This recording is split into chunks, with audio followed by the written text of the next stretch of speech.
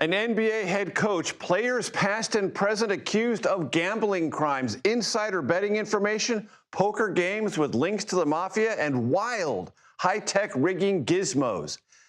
President Trump backs off sending troops to San Francisco in Illinois.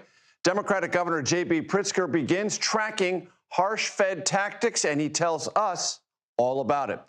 Air traffic controllers due to miss a paycheck because government shutdown. They're now looking for side hustles. We examine the stresses from a pilot's point of view.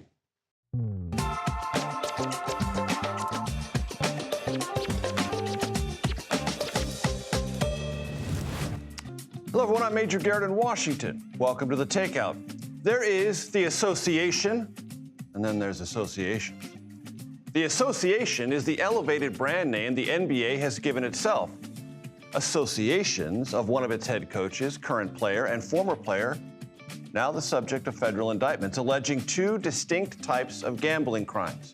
One, illegal sports betting. The other, rigged private poker games run by the mafia. Those at the center of this unfolding drama, Portland Trail Blazers head coach and Hall of Fame player Chauncey Billups, Miami Heat guard Terry Rozier, and former NBA player Damon Jones. Also, 27 others were arrested. Here this morning, FBI Director Kash Patel.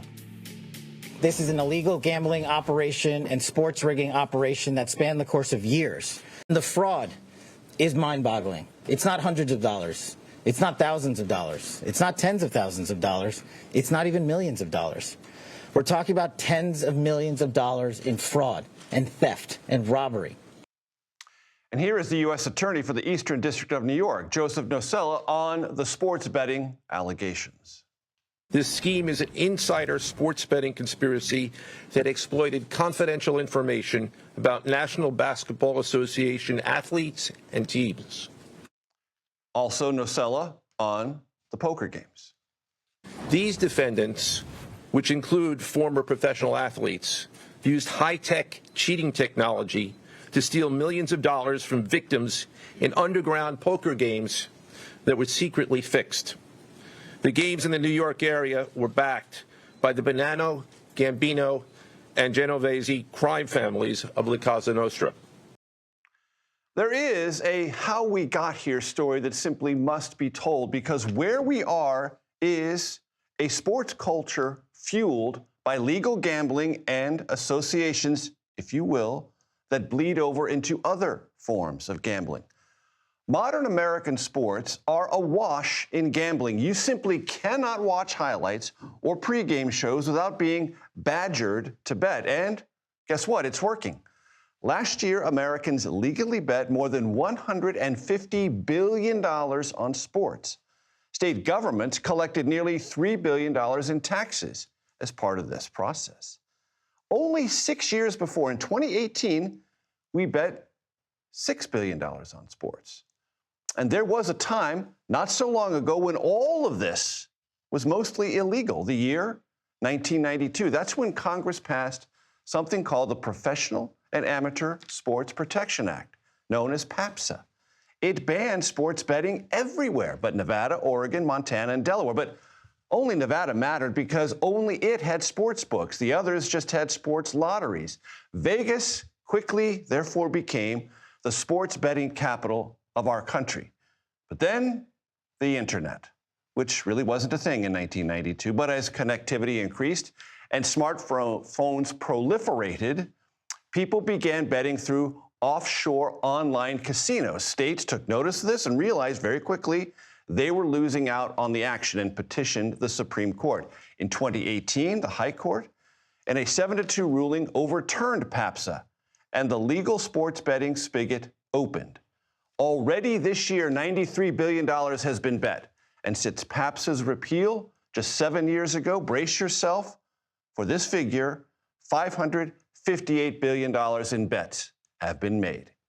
That money sloshes around sports as never before, touching and tempting everyone, normalized by the leagues and the sports media's revenue-fueled advocacy.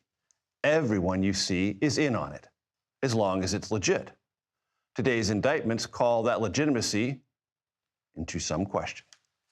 Here with the details, we turn to Scott McFarland. Scott, let's talk about shuffling machines and contact lenses and poker games, because that is a fascinating part of this story. I'm willing to talk every day you want about shuffling machines, contact lenses, and poker games, in or out of context here.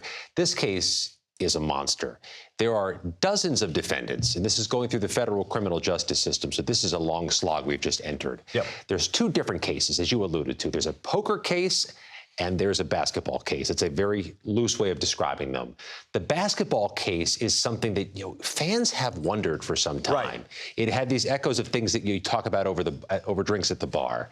What they've alleged here is that players were sharing information, knowingly or not, to gamblers about who was going to play that day or whether somebody was going to try to take a dive and play less than expected, so that they may want to bet accordingly. That information was shared. In some cases, they allege knowingly by at least one player. In one case, by one coach.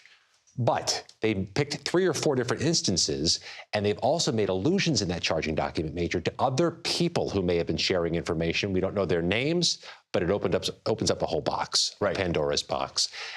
Those defendants are facing federal criminal charges. In the poker case, which is perhaps misappropriating the use of the term poker, they've alleged this is tied to the mob, that you have dozens of people who are creating these rigged poker games using technology I'll admit I'd never heard of, that there are shuffling machines that help gamblers figure out or cheaters figure out who's got which cards. And therefore the better hand. Therefore the hand you'd want to bet on or bet against, that they have communications technology. This is important for the feds. Wire technology to communicate to somebody outside who's got the good hand so they can communicate it back inside to somebody who's quarterbacking this at the table and signaling to people to bet accordingly. The targets are the victims.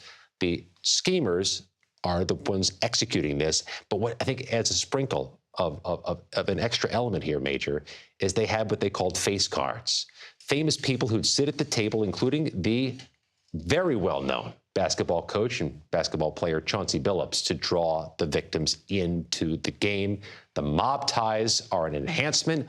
All of this is a mess, and it's going to take many months to unwind. And the contact lenses to see the cards in a different way. A way that also involves some type of X-ray technology beneath the table to see cards. Those who are wired into the gambling community may not be as unfamiliar with this technology, but I have to tell you, when the U.S. attorney was spelling it out, it was news to a lot of Americans. Right. Scott, please stay with me. I want to turn now to Chris Mannix, who joins us. He is a Sports Illustrated writer who covers the NBA and boxing. Chris, when you saw all this play out this morning and you thought about the repercussions for the association, the NBA, and all the other leagues that, as I mentioned in my open, have embraced legal gambling in this country, where did you think this story was going to go? What dominoes did you think were next to fall? Yeah, it's definitely alarming. Remember, we are only about 18 months removed from the NBA dealing with a similar scandal involving Toronto Raptors guard Jontay Porter. Jontay Porter was banned for life from the NBA once it was revealed that he was gambling on the outcome of his performance in games. Now here we are again with kind of the unholy trinity of NBA types involved. You have an active player, you have an active coach, and you have a retired NBA player with a lot of people in his Rolodex involved with all this. So I've talked to a few people within the league office over the last 7 or 8 hours, and it really has sent a chill down many of their spines because they're not entirely sure where this story is going to go next. And Chris, do you believe, or should sports fans generally have any belief that this is only an NBA story? That this kind of insider information, prop bet, just for those who don't know, a prop bet is on some particular player or some event within a game. And if you have insider information, you can prop bet to your advantage. That other leagues are not in this same place of vulnerability? You know, it's hard to believe that they're not. I do believe that prop bets have been the scourge of the NBA for several years now. I've spoken to League Commissioner Adam Silver at length, and he has tried tirelessly to get these gambling companies to take prop bets off the board with very limited success in doing that. I can just say this from an NBA perspective. The real potential danger here, where the blast radius could increase, involves Damon Jones, the former NBA player and former assistant coach. Damon Jones played for 10 NBA teams. He was an assistant coach for 4 years in the league. He has a wide variety of contacts including some very high-profile contacts. So when it comes to someone like Terry Rozier, we kind of know what he was doing, or at least is alleged to have done. The same thing with Chauncey Billups on his particular games. We have no idea how many people that Damon Jones had talked to, what information he might have been passing on. That is the situation, the player, or the person really now, that the NBA is probably most concerned with. And as you mentioned, Adam Silver, the NBA commissioner, has tried to get rid of prop bets. Prop bets are part of the addictive nature of online sports betting, though, and the betting companies know that. It drives ratings for TV. If you watch more and longer because you've got prop bets possibly going through the whole game. So there's tremendous tension about all this, is there not? Yeah, look, there's no doubt that prop bets do help with the fan experience. You know, sometimes in a blowout, fans may stay engaged in a game. They want to bet in real time on the outcome of something in the fourth quarter, whether it's the result of a team score or player production. It has done its job when it comes to fan engagement. But the simplicity of it, Major, has made it such a problem for the NBA. And this idea that players and coaches, they just seem to think, look, if I just do it a couple of times, nobody's ever going to catch me. And sure enough, here we are again in a very similar situation. I can say one thing that I've heard today from NBA types, that if this is somehow contained to just a couple of guys and a couple of situations, they're hoping that this leads to the kind of deterrent that they hope Jonte Porter would lead to, that players and coaches see the outcomes, see the severity of just a couple of bets, and it deters them from ever doing it again. Couldn't have a better guest on this. Chris Mannix, Sports Illustrated. I appreciate it very much. Thank you.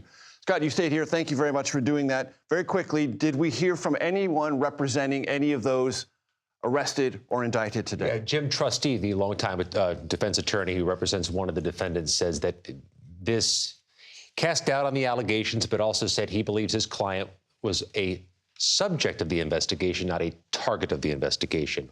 I expect we'll hear from more defendants that they're going to argue this is either a mistaken allegation, a non-criminal matter, or that they believe they were cooperating and not actually the subject or the target of the investigation. This is going to go through dozens of different defendants. It could go through several courthouses before it all gets back to Brooklyn.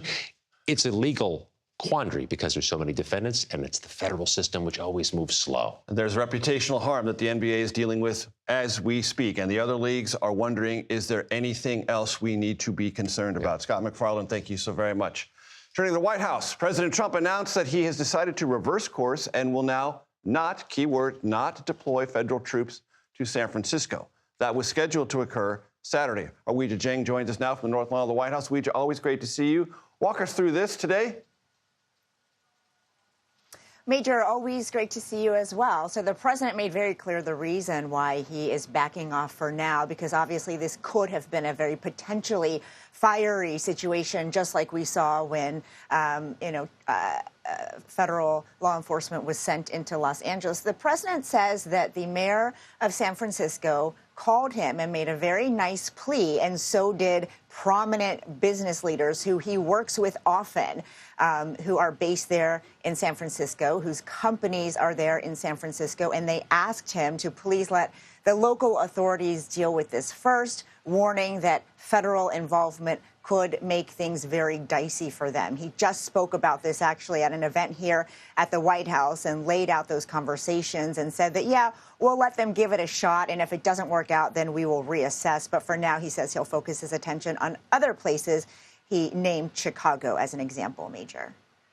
And Weijia, the ongoing conversation about the East Wing, its demolition, the legality or visibility or transparency of it. There are those questioning it, the White House pushing back. That's right, Major. Today, a trio of House Democrats sent the White House a letter demanding more information. They say this entire process has been shrouded in secrecy. They point out this is the people's house and that, the public deserves answers about this entire process and how quickly it seemed to come together. The White House insists they have been very transparent and followed all the necessary channels, pointing to a review with the National Capital Planning Commission, which is a mouthful, the NCPC, that typically oversees plans for any construction, any development on federal property. Now, there is what seems to be a loophole here because they oversee construction, right, but not demolition, says the White House, and says a former commissioner. So I asked the press secretary today if there are any red lines, any boundaries when it comes to what the president has authority to do. Take a listen. So can you help us understand, can the president tear down anything he wants without oversight? Could he demolish this building or, say, the Jefferson Memorial? So it's not the president who came up with that legal opinion himself. That's a legal opinion that's been held by the NCPC for many years. It's written, so we can get you that background and that research if you wish to include it in your reporting, because it is very important. They have ruled consistently. Their general counsel has said when it comes to phase one of this project, the tearing down of the current East Wing structure, a submission is not required legally for that. Only for vertical construction will a submission be required, and that's a legal opinion from them, and we are following that legal opinion. Be that as it may, Democrats are not satisfied. They say the point is previous presidents who have renovated the grounds here or the White House have followed a procedure and gone through that process so there can be a public dialogue and historians and the public can weigh in about this very historic piece of property and land and building right behind me, Major. Weijia Jiang, north lawn of the White House majestically behind her, as always. Thank you so very much. Still to come, Illinois Governor J.B. Pritzker announces a new commission to document what he calls abuses. That's a quote by federal immigration agents. He sits down with our own Nicole Sganga for an exclusive interview. The government shutdown toll coming possibly to an airport near you. Shortages of air traffic controllers, longer security lines, more frequent and numerous flight delays. Well. Plus, Democratic Congresswoman-elect Adelita Grijalva, elected September 23rd, still not sworn in. Now, Arizona is suing to force the issue. House Speaker Mike Johnson says it will happen when the shutdown ends. Why not sooner? The Takeout returns in 90 seconds.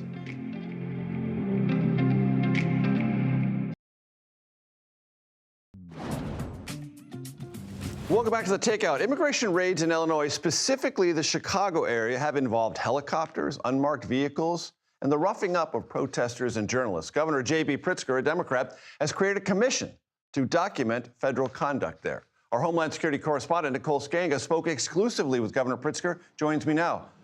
Nicole, great to see you. Tell us where you are and what the governor told you.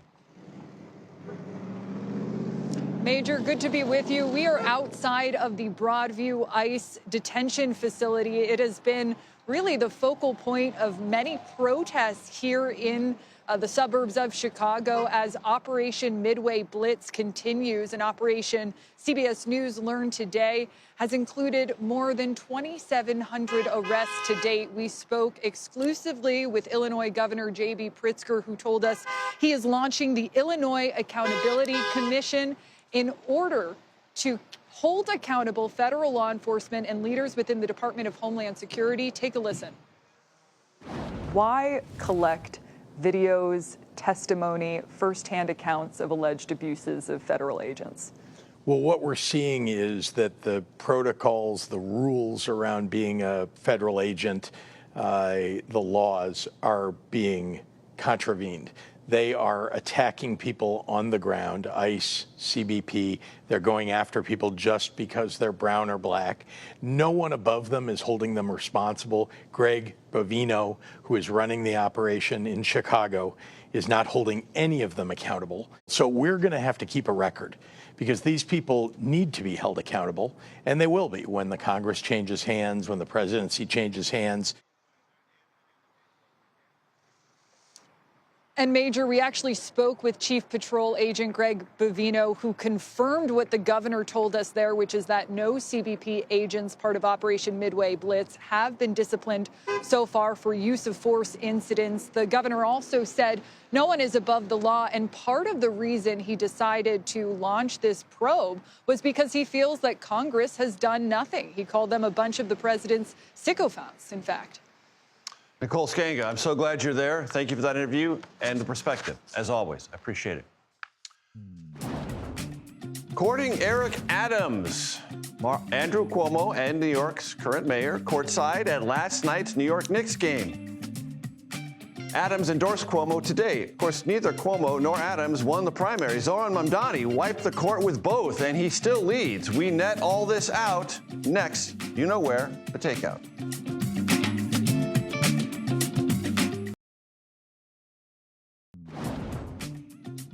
Welcome back to The Takeout. I thank you for hanging out with us. Here is a look at what else we and now you are watching this evening. Attorneys for former special counsel Jack Smith are asking for an open hearing on Capitol Hill. Smith is seeking to correct what he calls, and his team calls, inaccurate claims that he wiretapped or spied on Republican lawmakers as part of his investigation into President Trump's efforts to overturn the 2020 election results. Smith's lawyers say he is also open to discussing his work as special counsel, but wants assurances from the Justice Department that he will not be retaliated against if he does so. The U.S. military launched its 9th strike against suspected drug boats.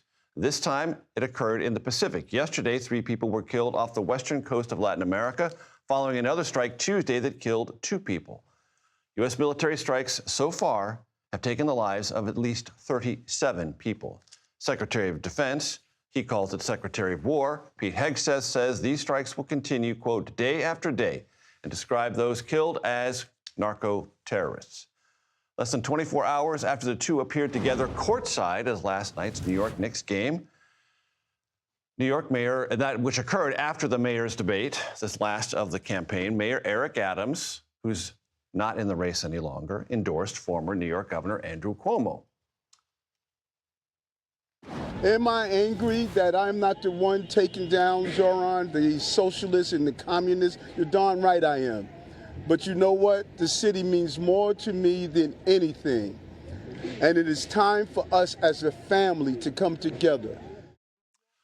I want to bring in our political panel. Republican strategist Matt Gorman, Democratic strategist Adam Gentleson. Gentlemen, it's great to have you here. Thanks so much. It's great to see you. So glad you get the no necktie vibe. I deeply appreciate that. Yeah, of course. Yeah, all right, Adam, I want your thoughts on what's going on in New York City. What does it mean or what does it not mean for the future of the Democratic Party? Well, I think what Zoran Mamdani, who is the presumptive winner, I think he's likely to win this race, is going to show is how Democrats can effectively drive a message that's focused on affordability, which is something that Democrats of all ideological stripes want to do. I think Democrats would be wise to copy certain things from the Mamdani campaign, such as his use of social media, his positive, patriotic, smiling presentation, his energetic presence, but perhaps not all of his ideological positions are going to translate in other areas of the country. Matt? I will say this, I'll give Mamdani some credit. Him and AOC are both interesting to listen to, and candidly, that's a capacity and personality trait they share with Trump, right? Most politicians are not particularly good to listen to. They are interesting. I'll say this, you have the Cuomo and Eric Adams at a Knick game. We're doing some endorsements. Would have been great in July if they wanted to actually affect the race. Again, a little late. Congratulations, he had 2 weeks left. Look, I think, Sliwa has a little bit of at least momentum in earned media recently. I don't think it's going to amount to much. Curtis Lee was the Republican nominee, someone who's been around New York and New York issues for quite some time. They all had their last debate last night, and the Donald Trump of it all came up, and they all had something to say, as you might imagine. Let's listen to that. With Trump, it's always the art of the deal. You have to go, you have to try to negotiate, whether it's with his minions or himself. You're going to have to confront President Trump. He is hyper-aggressive, and he is going to overstep his bounds. He has said he'll take over New York if Mamdani wins, and he will, because he has no respect for him. You could turn on TV any day of the week, and you will hear Donald Trump share that his pick for mayor is Andrew Cuomo. And he wants Andrew Cuomo to be the mayor, not because it will be good for New Yorkers, but because it will be good for him. Zoran Mamdani, also brought up Andrew Cuomo's past and an investigation and revelations about sexual harassment when he was governor. And he did a very dramatic thing in the midst of that debate. Watch. Mr. Cuomo, in 2021, 13 different women who worked in your administration credibly accused you of sexual harassment. One of those women, Charlotte Bennett, is here in the audience this evening. You sought to access her private gynecological records. She cannot speak up for herself because you lodged a defamation case against her. I, however, can speak. What do you say to the 13 women that you sexually harassed? All right, Adam Gentleson, you have been in, and you have too, Matt Gorman, been in preps for things like this. You know that these things are available, and then you make a tactical decision whether or not to use them. Why do you think this happened in the course of that very last debate? And do you think it signals anything that Mamdani has picked up that Cuomo's getting any closer, needs to be put away? I don't think that Cuomo's getting any closer. Okay. I think this was sort of a, an attempt to just keep him from gaining any momentum, and to distract him during the debate to help keep him off his game and help him not have a good debate that would be the kind of thing that could gain momentum. And I think it was very effective at that. I mean, this is not ancient history we're talking about here. These are accusations from just a few years ago. I thought Zoran's presentation was very powerful, saying, this woman cannot speak because she's under an NDA, but I can speak for her. I thought that was a very effective thing to do. And Matt, you know that these things are also, they carry their own sort of danger. If you screw it up, or if you look like you're being manipulative or unsympathetic or just being hyper political about it, can blow up in your face. It's very tactical. It reminds me actually of another moment, Liz Warren and a New York Mayor, Michael Bloomberg, with the NDAs back in the primary debates in 2020. What's an underrated part of debate prep is saving that metaphorical hit that you don't preview at all during the course of the campaign. Save it for a live on-stage thing. Mamdani did it here. I remember J.D. Vance doing it against Tim Ryan back in his first Senate race. There was something there. In Ohio, right? Yes, exactly. That's an underutilized, undervalued part of debate prep. So something is going on in Maine for the Senate race. Graham Plattner and the tattoos. So he was on Pod Save America, and he did this.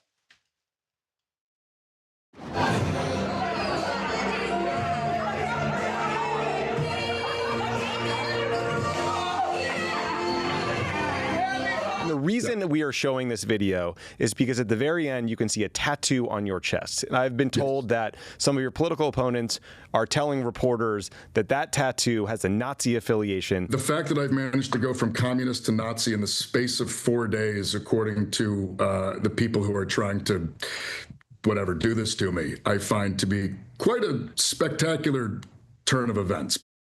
Adam, Graham Plattner, an oyster fisherman or oysterman in Maine, progressive, running against Janet Mills, governor. Assess what he's going through. Sure. What this race might or might not represent. He's a progressive. He's a small business owner. He's also a veteran. And I think part of what this is bringing out is this is a core part of his story. This is a guy who enlisted, served 3 tours in Fallujah, went back to serve with Blackwater.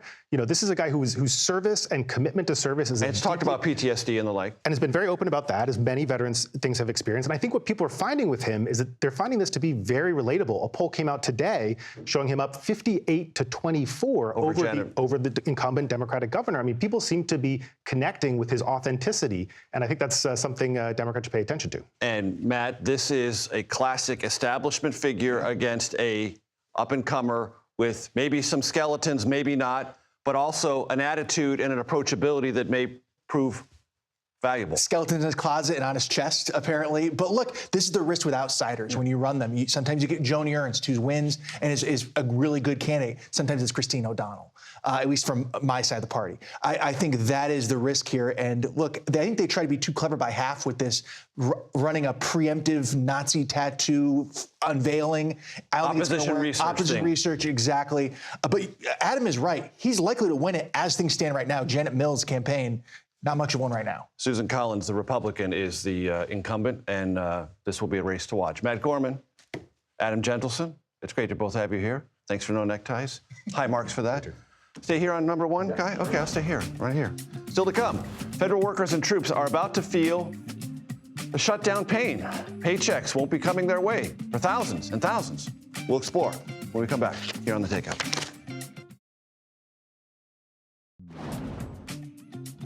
Welcome back to The Takeout. Here is your federal government shutdown update. It has a kind of repetitive quality to it. The Senate today failed to advance Republican and Democratic measures that would have paid some federal workers, military members, contractors continuing to work without a paycheck. Former Texas Republican congressman and former chairman of the House Ways and Means Committee, Kevin Brady, joins me now. He's a very significant spokesperson for the Alliance for Competitive Taxation. It's good to have you here, Kevin. Good to see you, Major. Listen, you've been through this. Former member of Congress, you know all the people involved, or many of them. You also know how Both sides can get entrenched in shutdowns, but you also know there has to be a way out. There has to be an off-ramp. But I will tell you, Kevin, I don't see one. This one's unusual, and we've both been through many of these. The normal dynamics aren't in place. You've been in the room negotiating. I've been outside covering. Absolutely. And, you know, what normally brings people together really isn't. This feels like one of the calmer shutdowns in the sense that for the public, they don't feel it as much. Not yet. There are real consequences, no question about it. But the president's done some things to offset military pay and other parts of federal law enforcement. Some things there, but there's those pressure building on food nutrition. Short measures, and you got the politics. Both parties feel like they're doing fine politically in this. I still think at the end of the day, you know, President Trump is the deal maker in here, and there's no question he's got a lot on his plate right now, but still feels good about. He's going to Asia tomorrow night and will be gone for a week. Yeah, that means this goes another full week. At minimum. What I think is a little frustrating, I think, had Democrats accepted the 7-week CR, they would continuing resolution to keep the government open. Keep it open.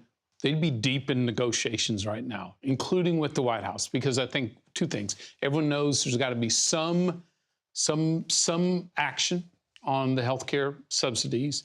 There has to be a full year of funding, like a real full year of funding. Everyone knows that. You need some time to do it. Right.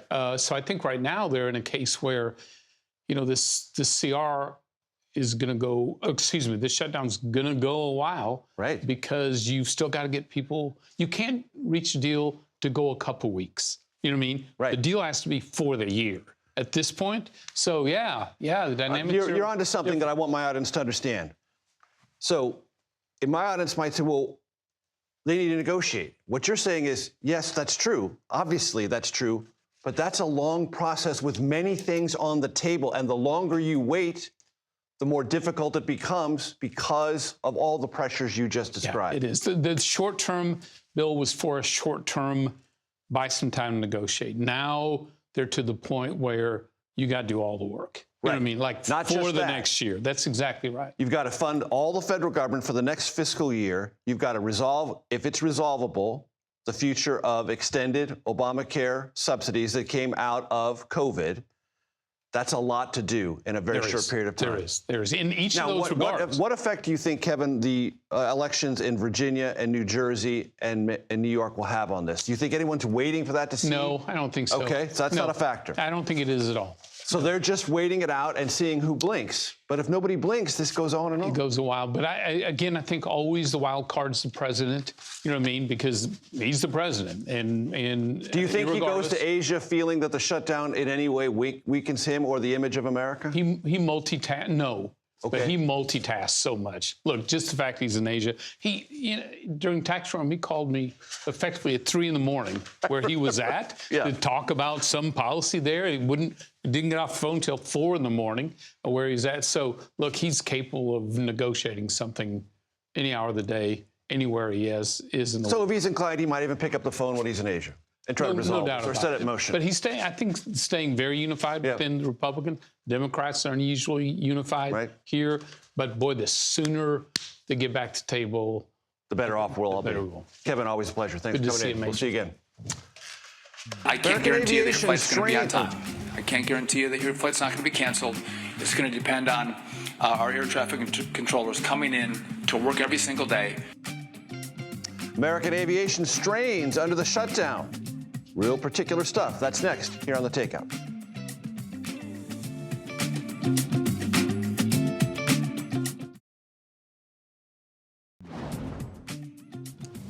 Welcome back. As many as 13,000 air traffic controllers are about to miss their first paycheck, with understandable strains on them and some concerns for aviation safety. Second jobs are becoming a way that some of those air traffic controllers are using to make ends meet. That is the case for a single father named Jack Chris, who drives for DoorDash on his days off.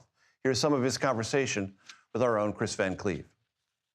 How stressful is life right now with this shutdown? Yeah, man.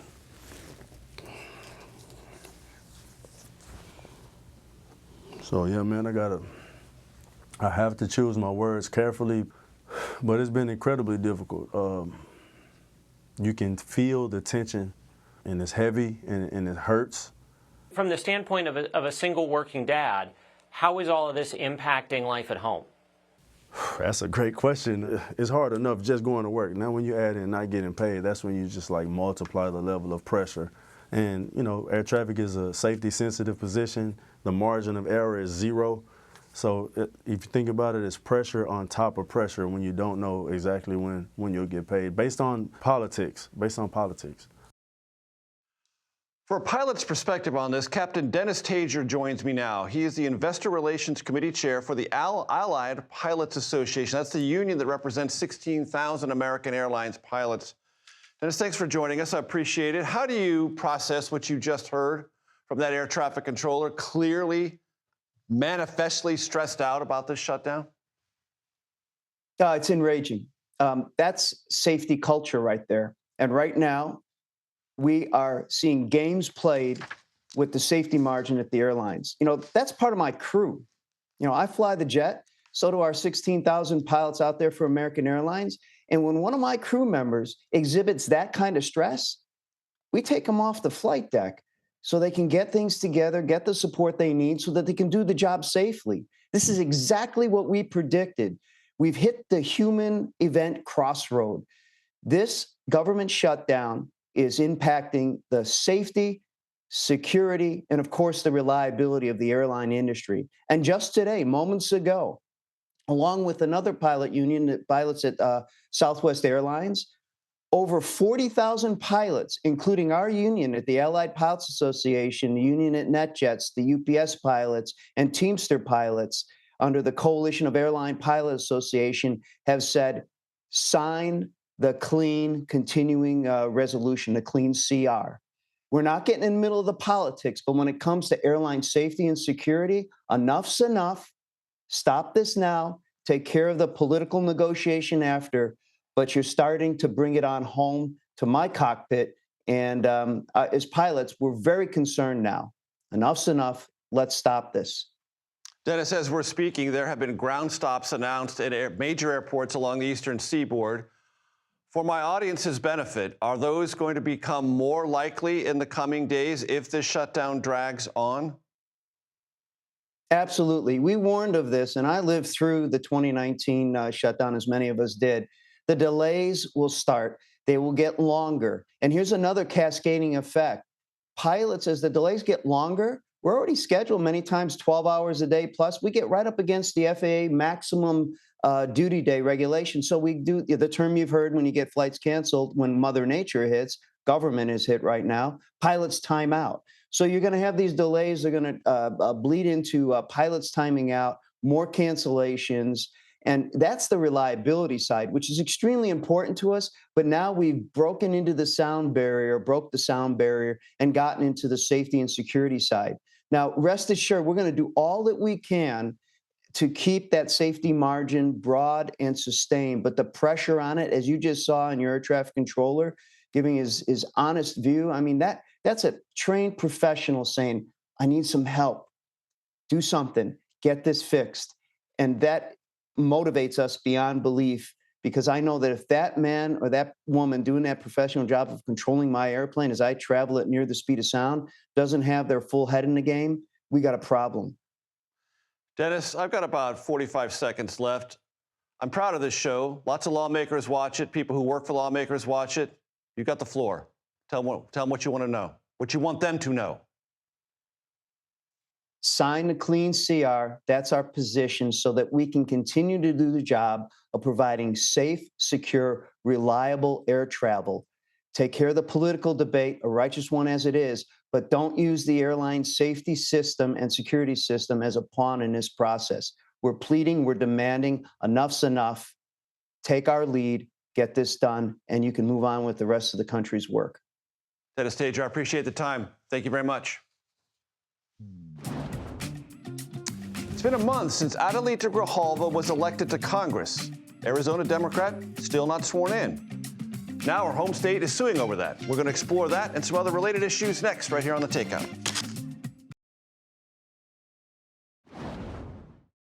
Welcome back in the Conversation Corner.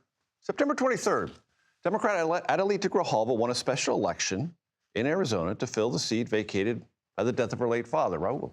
Today, exactly 1 month later, she's still not a member of the House. Why? Because the House isn't in session, and the Speaker's not moved on that at all, even though there's a lawsuit pending from Arizona to get her seated in the House of Representatives. David Becker joins me now, CBS News election law expert, political contributor, as well as executive director for the Center for Election Innovation and Research and co-author of a very good book called The Big Truth.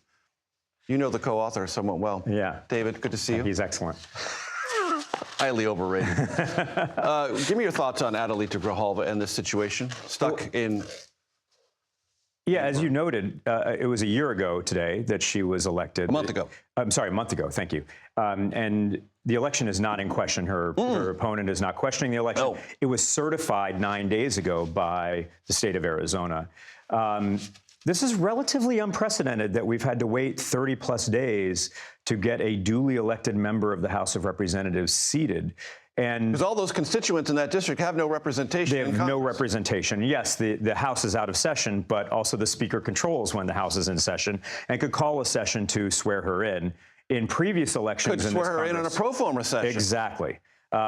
Earlier this year, there were special elections in Florida. Literally within 1 day, those members were sworn in of the election, not of certification. She has now waited a month. And it really calls into question whether this is an erosion of norms of some sort, because it is unusual, and whether or not there's going to be some pressure one way or another with regard to the seating of duly elected members of Congress, even if they're of the other party than the majority, when they get elected and seated. It's something that's never really been an issue before. Right, and there is no shutdown exemption for swearing in a duly elected certified member of Congress. No, because the House controls when it's in session or not. Right. The House isn't shut down. The House could be in session anytime the Speaker decides it should be.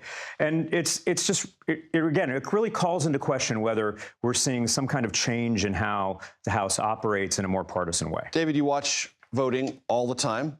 Early voting stats in Virginia and New Jersey for the governor's races. What do we know? This is some really good news. What we're seeing in some high of participation. What we're seeing in early voting numbers from states like Virginia, over 750,000 early votes already cast in Virginia. We're still 2 weeks out from the election.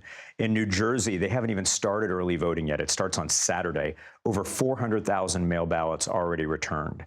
And in California, where most voters are only seeing one item on their ballot. It's a statewide election that wasn't supposed to happen until a couple months ago. Because of redistricting. Exactly. There's now a redistricting referendum on the ballot. So there might be one item on the ballot.